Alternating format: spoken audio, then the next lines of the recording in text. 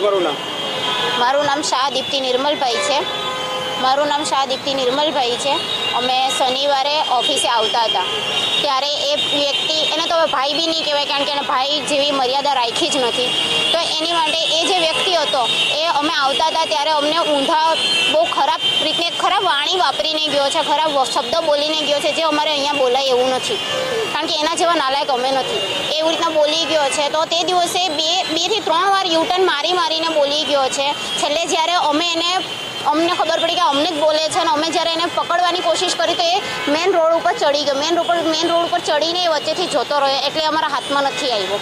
તો અમે તે દિવસે મેં એનો ફેસ બરાબર યાદ રાખેલો હતો કે જે દિવસે મને ભટકાય, જે દિવસે હું એને જોઉં તે દિવસે હું એને પકડીશ. તો આજે જ સવારે અમે ઓફિસ આવતા હતા, 9:15ની વાત છે. સવારમાં ઓફિસ આવતા હતા ત્યારે એ વ્યક્તિ, મેં એને જોયા તો મેં મારી ફ્રેન્ડને કીધું કે આ એ જ વ્યક્તિ છે ને. તો અમે એને જઈને શાંતિથી પહેલાં પૂછેલું કે ભાઈ તમે તે દિવસે હું અમને બોલીને ગયેલા. તો એ અમને અમારી પર ચડી બેઠો કે હું નહોતો ને આમ ને તેમ દુનિયાભરનું, ને પબ્લિક ભેગી થઈ ગઈ.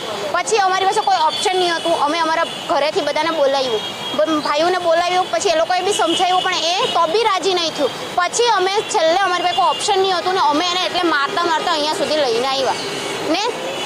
તો બી હજી બી અમે એને માર્યું છે ને એ હજી બી સ્વીકારતો નથી.